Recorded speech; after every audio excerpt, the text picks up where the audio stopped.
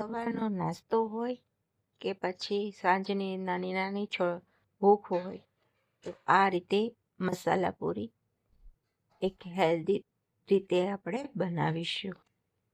તો એ માટે મેં મગની દાળ લીધી છે. આ રીતે તમે કોઈ પણ એક વાટકીનું માપ સેટ કરી અને લઈ શકો છો. એનાથી અડધા આપણે ચોખ્ખા લેવાના છે અને એને આપણે વ્યવસ્થિત રીતે ધોઈ અને 3 થી 4 કલાક સુધી પલાળી દઈશું.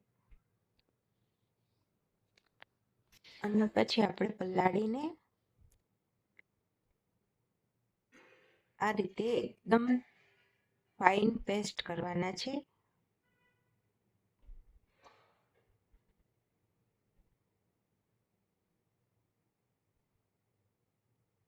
પાણી નિતારી અને આપણે લેવાનું છે અને જરૂર પડે તો જ પાણી એડ કરવાનું છે ને ફાઇન એકદમ પેસ્ટ કરવાની છે.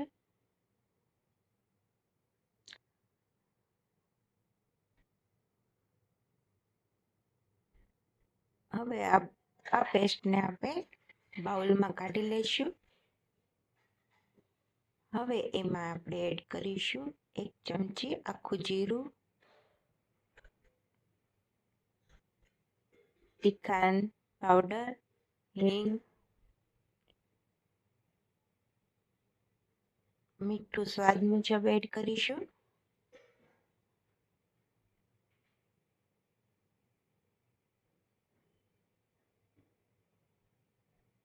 અને વ્યવસ્થિત રીતે આ બધું મિક્સ કરી લેશું. હવે આપણે એમાં એડ કરીશું 1 કપ જેટલો ઘઉંનો લોટ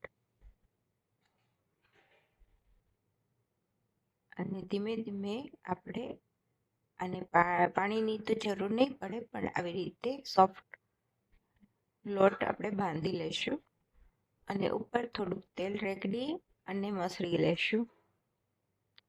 આ રીતે આપણે પૂરીનો લોટ બાંધી અને તૈયાર કરી લઈશું. હવે આ પૂરી માટે આપણે એક સ્લરી બનાવવાની છે. તો 1 ચમચી ઘી લીધું છે. હવે એમાં આપણે 1 ચમચી કોર્નફ્લોર એડ કરી દઈશું અને વ્યવસ્થિત રીતે મિક્સ કરી લેશું. આ રીતે એકદમ પતલી સ્લરી બનાવી અને તૈયાર કરવાની છે. હવે આ લોટમાંથી આપણે એક મોટો લુવો બનાવી અને તે લેશું અને મોટી રોટલી ટાઈપ પતલી વણવાનું છે.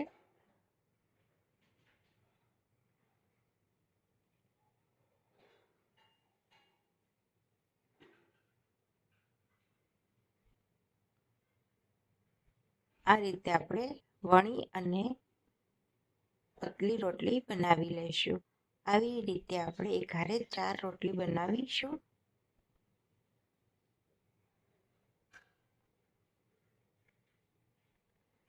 હવે આ 4 રોટલી તૈયાર થઈ જાય આ રીતે, પછી આપણે આવી રીતે સ્લરી લગાવીશું એક રોટલી ઉપર.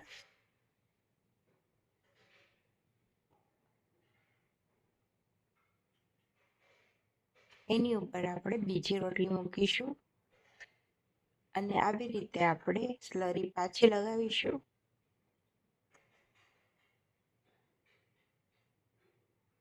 આ રીતે આપણે 4 પડને સ્લરી લગાવી અને તૈયાર કરી લઈશું.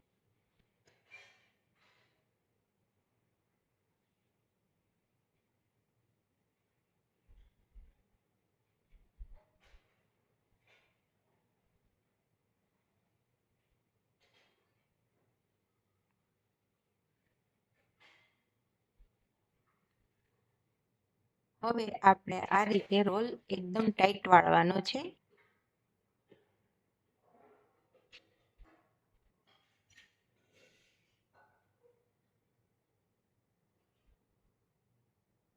હવે આ રીતે આપણે લુવા બનાવી લઈશું, ગોળા બનાવી લઈશું અને આ ગોળાની આપણે નાની નાની પૂરી બનાવીશું.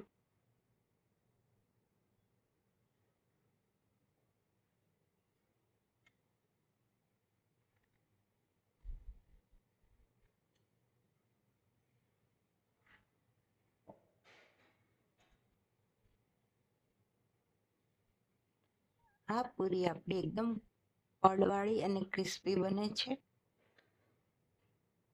આ રીતે બધી પૂરી વણી અને તૈયાર કરી લઈશું અને ધીમા ગેસ પર આપણે આ પૂરીને એક એક એડ કરી અને ફ્રાય કરી લઈશું.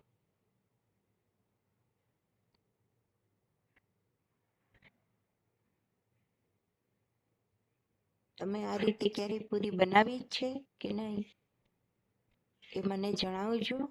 જો ના બનાવી હોય તો એક વખત આ રીતે જરૂર બનાવજો. અને જો તમને મારી આ રેસીપી ગમી હોય તો મારી ચેનલને ફોલો કરજો. આ રીતે આપણે ધીમા ગેસે વ્યવસ્થિત રીતે આપણે પૂરીને ક્રિસ્પી થાય ત્યાં સુધી તળી લેશું. અને આ રીતે આપણે બધી પૂરી બનાવી લેશું.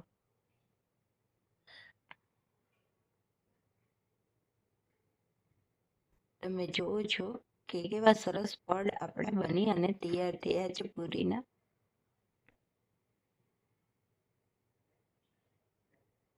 એક વખત આ પૂરી જરૂર ટ્રાય કરજો.